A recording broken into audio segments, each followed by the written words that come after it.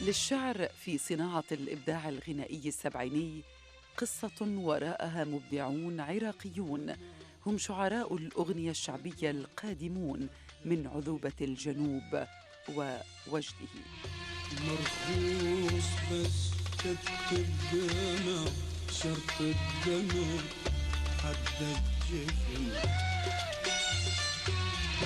جفنك جميل فراش غض وحجار جفني وما غمض جفنك جميل فراش غض وحجار جفني وما غمض يلتمشي بيا ويا النبض روح على روحك تمسح الحن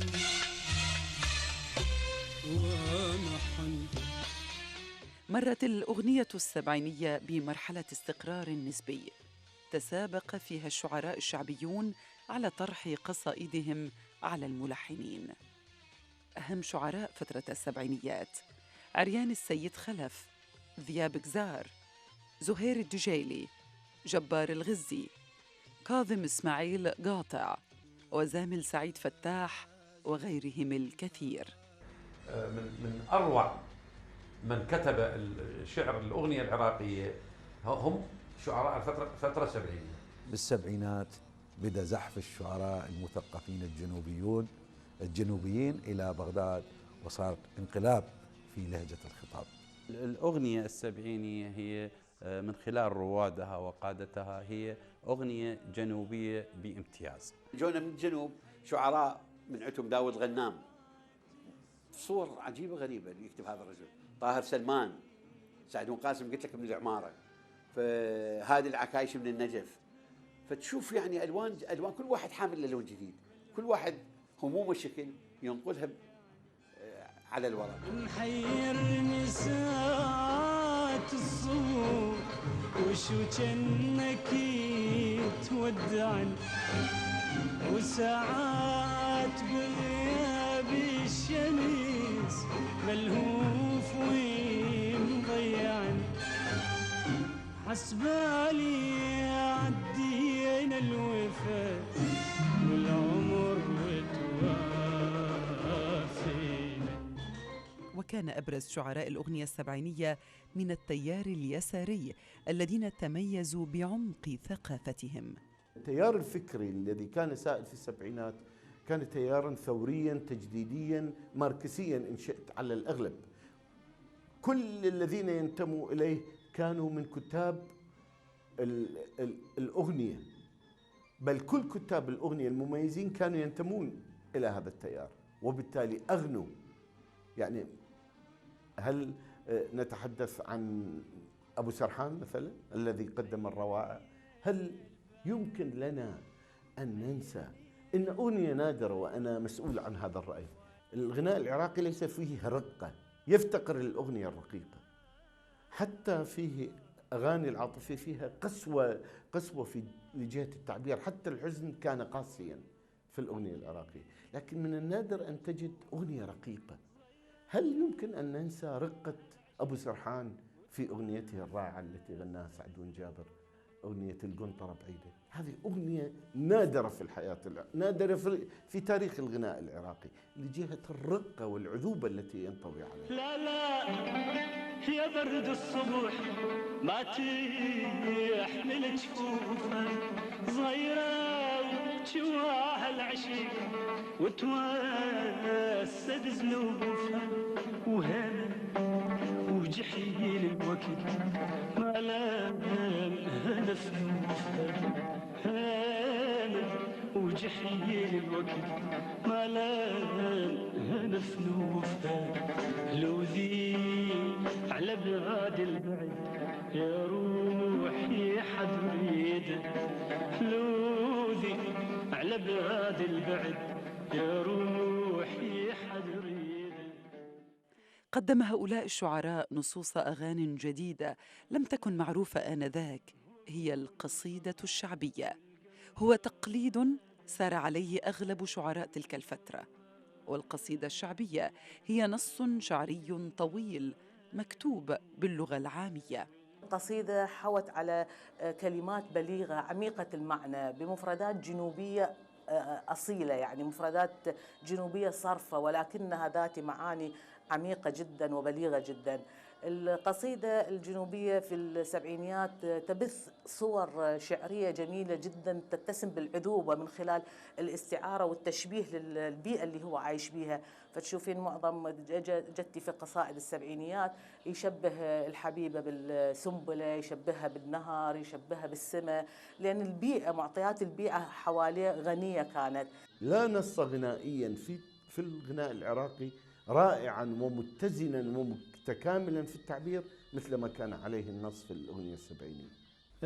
اتسم النص الشعري في السبعيني بالميول إلى المفردات الجنوبية الحسجة، وكذلك وصف شاعري طيب، وصف الأفكار، وصف العلاقة الإنسانية، وصف الحب بطريقة طيبة، وصف المثال.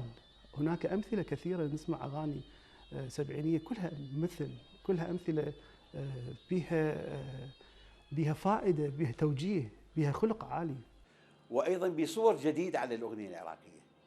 يعني لما كتب مظفر النواب، ولا هو ابن بغداد بس هو يعتبر شعر جنوبي، لما كتب الريل وحمد صور جديدة هاي بالأغنية. زامل سعيد فتاح من كتب مشيت ويا للمقير أود عنه صورة جديدة. زهير الدجيلي من كتب يا طيور الطايرة صورة جديدة. جبار الغزي من كتب غريب الروح صورة جديدة.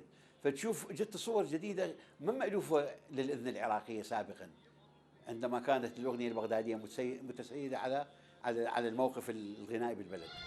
لا طيفت يمر بيها ولا ديرة تلف فيها، وغدت ويلي الهجرانك ترد وتروح، وعذبها الجفا وتاهت حمامة دوح، وغدت ويلي الهجرانك ترد وتروح، وعذبها الجفا وتاهت حمامة دوح.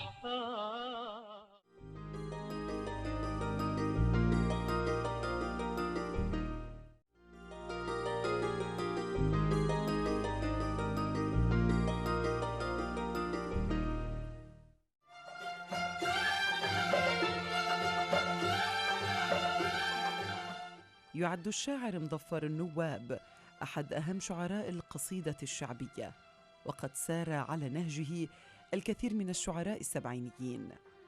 وكتب النواب أوائل قصائده الريل وحمد عام 1959 ليحولها الملحن محمد جواد أموري إلى أغنية مميزة بعد 10 سنوات.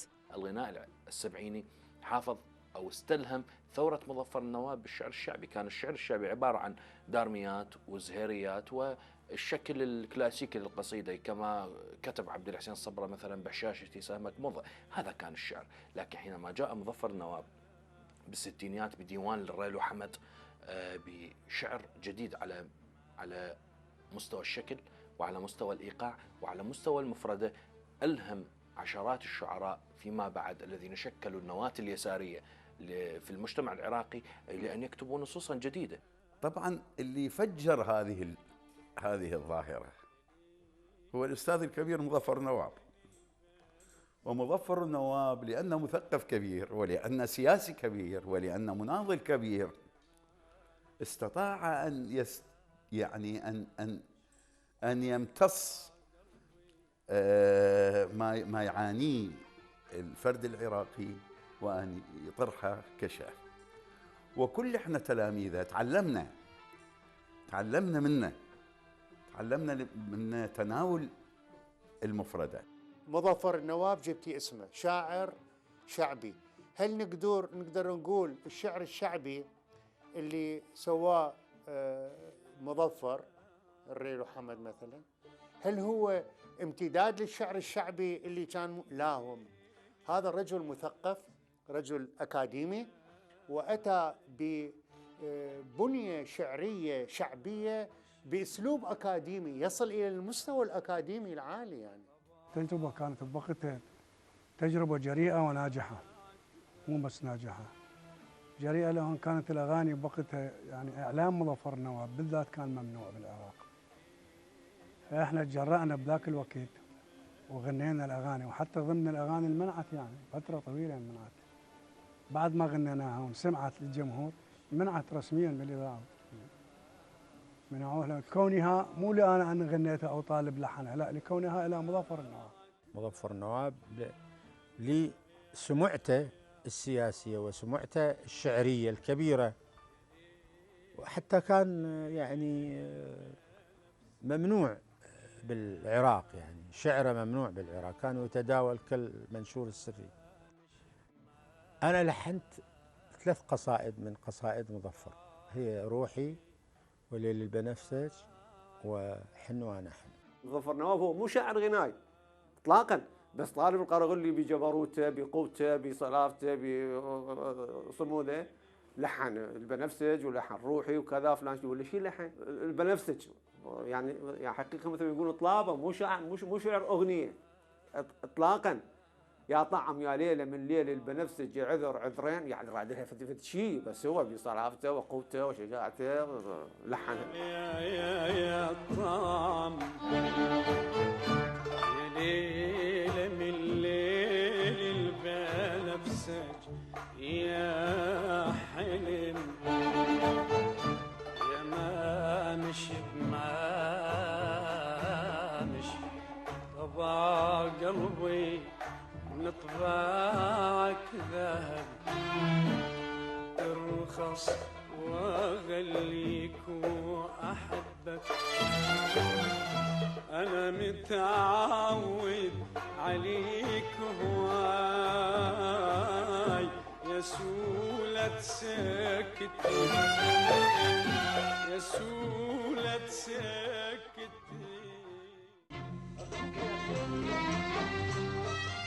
التزمت نصوص الأغاني السبعينية بقضايا الطبقات الفقيرة والتعبير عن همومها، كما هو الحال في أوبريتات بيادر الخير لحميد البصري، ونيران السلف لمجيد العلي، والمطرقة لطالب غالي. أوبريت بيادر الخير للأستاذ حميد البصري كان يحكي على هموم الطبقة الكادحة. نيران السلف للأستاذ مجيد العلي. المطرقة للأستاذ طالب غالي. فهذه كلها القصيدة أصبحت تعبر عن هموم الفرد، يعني هي متضمنة حتى حب الحبيبة متضمنة ضمن لم تصبح القصيدة القصيدة ليست مباشرة للحبيب، لا، الحبيب أصبح متضمنا ضمن هموم المجتمع كله داخل القصيدة. فإحنا نقدر نقول القصيدة جاءت ذاتية موضوعية، لا لم تعد فردية. يا عشقنا فرحة الطير اللي يرد لا شوشة عصاري، يا عشقنا يمت صوابي طلع عنب ونحوشة عصاري، وقعنا فضة وذهب واحنا شذرها، وش حالات العمر لو ضاع بعمرها، يا عشقنا يا عشقنا يا عشقنا يا عشقنا يا عشقنا يا عشقنا. كتب نصوص الأغنية السبعينية غالباً شعراء محترفون وليس كتاب نصوص أغاني فقط، وهذا أحد أهم أسباب تفوق الشعر الغنائي السبعيني.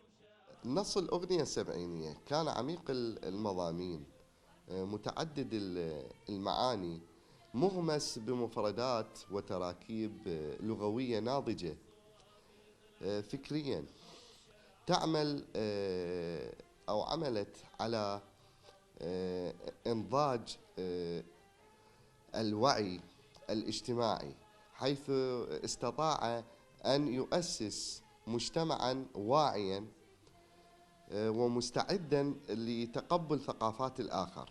النص السبعيني امتلك مواصفات فنية وفكرية متميزة جعلت منه ذا أثر دائم البقاء في وجدان المتلقي. من زمن سعيد فتاح يكتب هذانا وهذاك انت. شوف الصورة الشعرية الجميلة اللي هي تنتمي إلى الوطن وترمز إلى الحبيب وإلى الحبيبة، ويشبه الحبيبة بموجات النهر اللي هي معاضك، هذا العضد اللي يخلينا البنات هنا، ويشبهها بموجات النهر اللي هو أي نهر كان في الجنوب موجود، أو دجلة أو الفرات أو الغراف أو شط العرب، نهر من تموج هالشكل ويتكسر، نقول له موجات النهر مثل عضك يعني، أو هذا أنا وهذاك أنت، هذاك أنت يمر طيفك وشوف مالي لو شفتك. فربط بين الحبيبة وربط بين الوطن، فربما هذا الجانب يعني كان صعب اليساريين يتكلمون بلغة شعرية واضحة، فيجب أن يكون به ترميز. ربما هذا الترميز هو خليناهم في هذه الخانة، أو هم خلوا نفسهم في هذه الخانة، أو ربما يكون معارضين بشكل أو بآخر لما يحدث سياسيا، لكن ما يقدر يعبر عليه بشكل مباشر.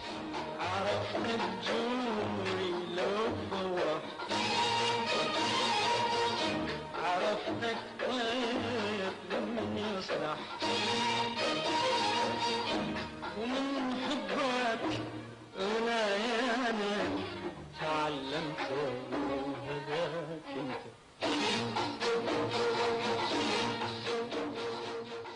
وحاول بعض الشعراء أيضاً استخدام المفردة الواضحة البسيطة والمفهومة في كافة أنحاء البلد، ما ساعد على انتشار الأغنية السبعينية كثيراً. مدللين والله مدللين ويوق لأحباب الدلال، وشاقهم نسمة جنوب وسيرت لأهل الشمال، والعتاب بشفافهم ودوا حنين، مدللين أحباب قلب مدللين. وضعت قوة القصيدة الشعبية الملحنين أمام مسؤولية كبيرة في صياغة الألحان بما يتناسب مع إيقاع القصيدة وتلويناتها. وقد انتشر في تلك الفترة حوار بين الملحن والشاعر، حوار ونقاش مستفيض أدى إلى إعطاء زخم جديد للأغنية. احنا هو يعني احلامنا كانت متنوعه، وابو سرحان الله يرحمه علاقتنا يوميه، اقول يوميه يعني معقول يعني يوميا نتشاوف، نقعد نسال سوا، نقعد سوا، نفكر سوا تقريبا مع بعض يعني مو سوا. كان عندنا مشروع اسمه الاغنيه اللوحه، هي اغنيه وهي لوحه، حدث ما حاله ما كذا. في الحاسوده لذلك اجى حط اللحن يمكن بها مثل نداء، حاسوده حاسوده، النداء الريفي العادي بيناتهم يعني. حاسوده حاسوده حاسوده حاسوده حاسوده وبيد الملجم، بالك لا تقرب يمي، لا لا لا لا تقرب، حاسوده وبيد الملجم، بالك لا تقرب يمي، لا لا لا لا لا تشكي ولا لا تتوكل، لا تشكي ولا لا لا لا لا لا تتوكل، أنا لك يا بن عمي، يا هو يا